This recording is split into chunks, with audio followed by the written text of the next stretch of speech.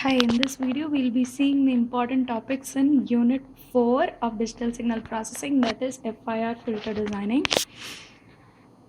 Okay.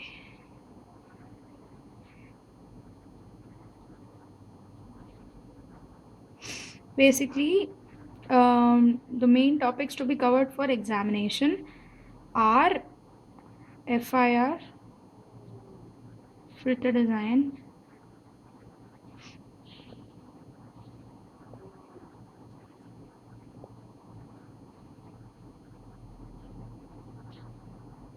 this is what we'll be seeing in this video, that is FIR filter design using windowing techniques. Now there are 4 windows that we'll be covering up here. One is the Hamming window, the other is the Hanning window, third is a rectangular window, and fourth is the Blackman window.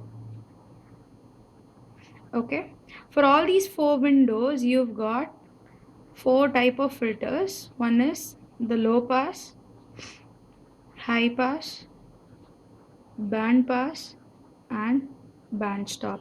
So 1, 2, 3, 4, 5, 6, 7, 8. You've got 8 formulas. 8 formulae. 16 combination of questions is possible. Now we'll see how formulas have actually come off. Actually, this is the formula this is the formula table. You call it the normalized ideal frequency response and impulse response for FIR filter design using windowing techniques. So there are, as I said, there are 4 types of filters: high pass, low pass, band pass, and band stop. So in each one of these, what we'll be doing is we'll be finding out how the ideal frequency response and ideal impulse response is found out. There is a very simple technique to solve this. What we'll do, we'll make a line segment like this. Okay, now I'll put minus pi over here, I'll put pi over here, I'll put minus omega c, and this is plus omega c. I write here low pass and I write here high pass. So what I'm going to do is I'm going to start writing like this. I'll put a 0 over here, e power j omega alpha, that is e power minus j omega alpha 0. So 0 e power minus j omega alpha will come in alternate to each other. So 0 e power minus j alpha 0, here e power minus j omega alpha 0, e power minus j omega alpha. So for low pass and high pass, how I can write is this.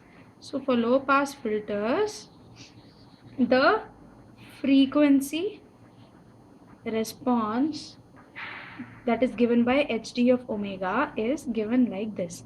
Either you can have the value 0 or you can have the value of this. So 0 e power minus j omega alpha. 0 comes in this to this limit.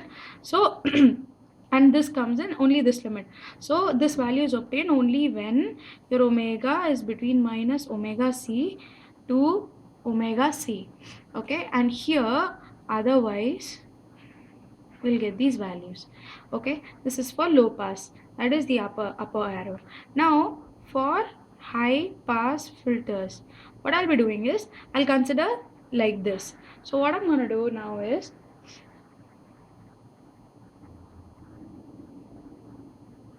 equal to, I'm getting these values, e power minus j omega alpha 0, minus j omega alpha. Okay, now this value is considered with this range, that is minus pi to minus omega c. So 0 value is corresponding to minus omega c to omega c, and this value comes from here, so omega c to pi. So this becomes, this is for high pass. Okay, similarly we'll find for band pass and band stop. How we're going to do this is we're going to create a line segment again. This time it will be a bit longer, minus pi plus pi.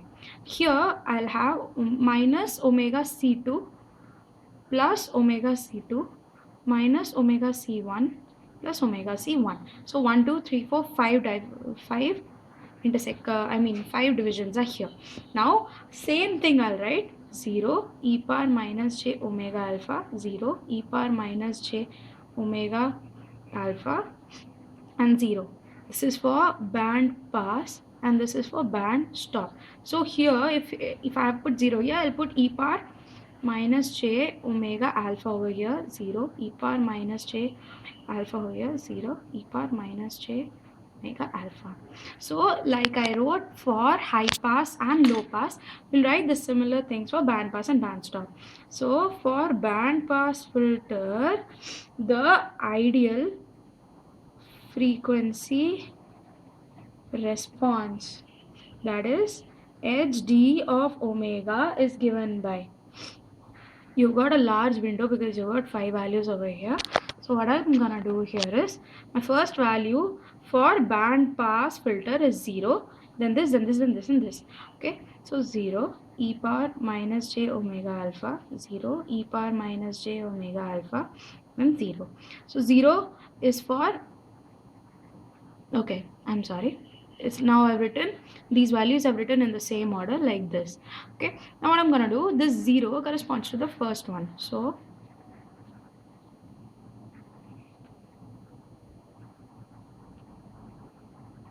okay, similarly now this is how it is. Now the next value is for minus omega c2 to minus omega c1, so minus omega c2 less than equal to omega minus omega c1. And the next value of this thing, for this, for band pass, is from minus omega c1 to omega c1.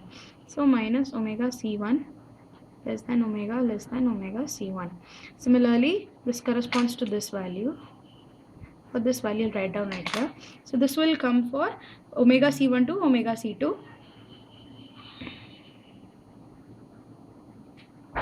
And the 0th value is coming for omega c2 less than equal to omega less than equal to pi. So this is how it is. So I have written the ideal frequency response for band pass filters. Now for band stop filter, how I'm going to write is, I'm going to look again here. So I've got 5 values, 1, 2, 3, 4, 5. So these 5 values I'm going to write. This is for band stop filter, right? So h d of omega is equal to, so the first value over here is e power minus j omega alpha. So I'll be writing e power minus j omega alpha, 0 power minus j alpha, 0 e power minus j omega. Okay, I'm gonna mention its limits. Now here the limit starts from minus pi to minus omega c2. So similarly for here I'll write like that. So minus pi. Okay, now 0th value here comes for minus omega c2 to minus omega c1. Similarly, I'll write it down here, minus omega c2 less than equal to omega less than equal to minus omega c1. Here it will be from minus omega c1 less than equal to omega c1, omega c1 less than equal to omega less than equal to omega c2. Finally, omega c2 less than equal to omega less than equal to pi. So this is how it is. So what I've done is I've put all these things in a tabular column like here. Like for high pass, it's like this. For low pass, it's like this. Band pass and band stop. Now what I'm going to do is, with this ideal frequency response, I'm going to find out the ideal impulse response. It's very simple. I'll do it just for the low pass filter. I have the formula. Okay, let me do it for high pass. I have the formula for high pass filter over here. It says the value is 0 for minus omega c to omega c, and the value is e power minus j alpha for both minus pi to minus omega c and omega c to pi. So what I'm gonna do is, because now what I actually want to do is, I have to find h d of n. This is ideal impulse response. Here I actually want to integrate from minus pi to pi my hd omega, that is hd of omega in terms of d omega, and divided by 1 by 2 pi.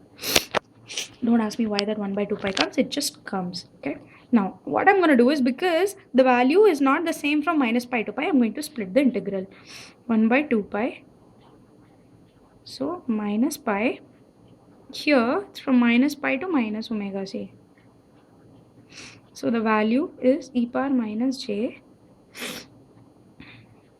omega alpha e power j omega n d omega.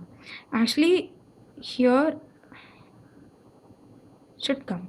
Okay, this will come plus. Now the next integral will this value will become 0. So this limit I need not write, and the third limit I need to write, which will become omega c to pi e power minus j omega alpha e power j omega n d omega. So this is for ideal response for high pass filter. The ideal response for high pass filter. Where is the second half? Shit, that's for low pass. I'm so sorry. The value, this is for high pass filter over here. Not that one, this one. So high pass filter, we have got two integrals from minus pi to minus omega c and omega c to pi. Similarly, we can do it for all the four.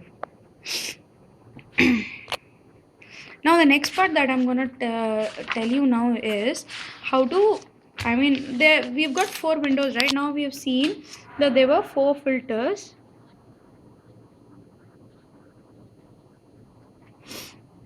There were four filters: high pass, low pass, band pass, and then band stop. So for these four filters, we have seen the frequency response and impulse response. Now we need the window functions that have to be multiplied with the ideal impulse response. Okay, so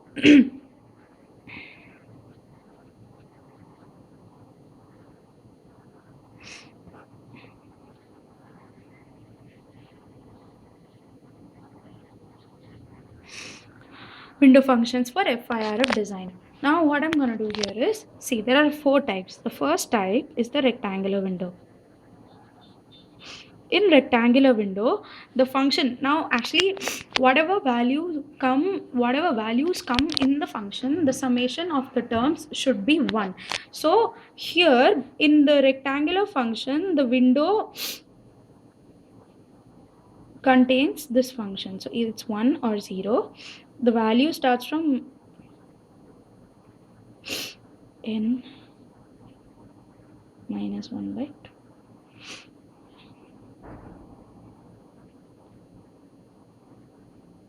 2. So this is how we write for a rectangular window. For the second, which is the Hanning window. For Hanning window, WH of n, we have two terms that will be split into 0.5, 0.5. So 0.5 plus 0.5, but cos 2n pi by n minus 1. Similarly, the limit will be the same, that is minus n minus 1 by 2.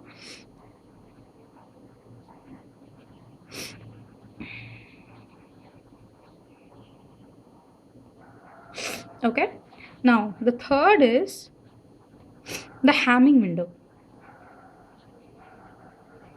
Here it will be again split into two, but in terms of 0.54 and 0.46. So it will be like 0.54 plus 0.46 cos by n minus 1 minus n minus 1 by 2 omega. Okay, and 0. Okay. So this is for all these three. Now there comes the fourth window, that is known as the Blackman window. Here the WB of n, so Blackman B could be H for H, similarly R for R. Okay, so here WB of n, what they're doing is they're dividing into 3, that is 0.42, 0.5 and 0.8. So 0.42 plus 0.5 cos 2n pi by n minus 1 plus 0.08 cos 4n pi by n minus 1. The range is similar. The range is from minus n minus 1 by 2 to n minus 1 by 2 and 0 otherwise. This we have done for rectangular, for Hanning, Hamming, and Blackman. This is how we find out. Now, if they ask us to solve a question, if they ask us in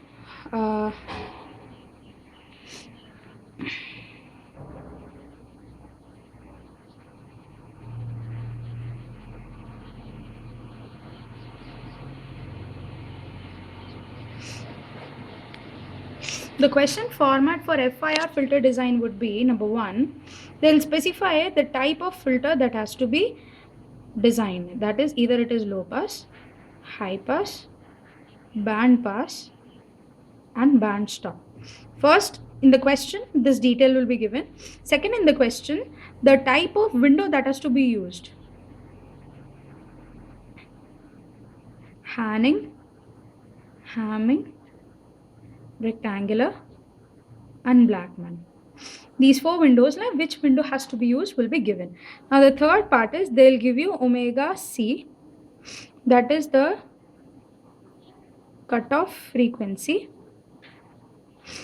And number four, what will be given is number of samples. That is capital N will be given to us. So how will we solve the question?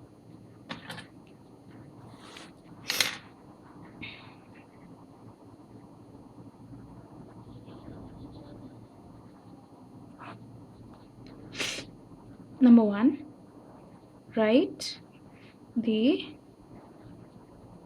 frequency response of the type of filter given. Okay, then write the impulse response of the filter whose frequency response has been written. Now third is what you're supposed to do is you have to find out, that is you have to write the window function of the one in the question. Okay, in the question, then multiply the impulse response of filter with window function. Okay, now 4 is here, and then the next step is, so what we've done is we've found out the frequency response of the filter, the type of filter that has been given. For that, the frequency response has been found out. The next is then we find out the impulse response for that particular filter. Third is we find the window function of the corresponding window for which using which the sampling, using which the filter has to be designed, and then we multiply the impulse response with the window function. That is, the impulse response and the window function are multiplied. When you multiply this, we get h of n. This is found out. Okay, now substitute values of n from 0 to n minus 1 to find out h of n values. Okay, now once we do this, the next step that has to be done here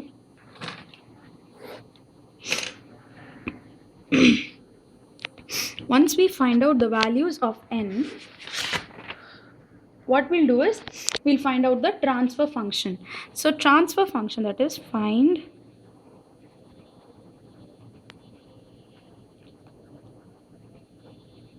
so transfer function is nothing but you will find capital H of Z. So actually we are finding what we are actually doing is we are finding out the Z transform of H of n to H of Z, right? So we find out the Z transform of H of n, that will become H of Z. So once that is over, we'll get an equation where terms have the weight Z power some value we'll get. Okay, now whatever equation we are getting, number 7, simplify the equation. Number 8.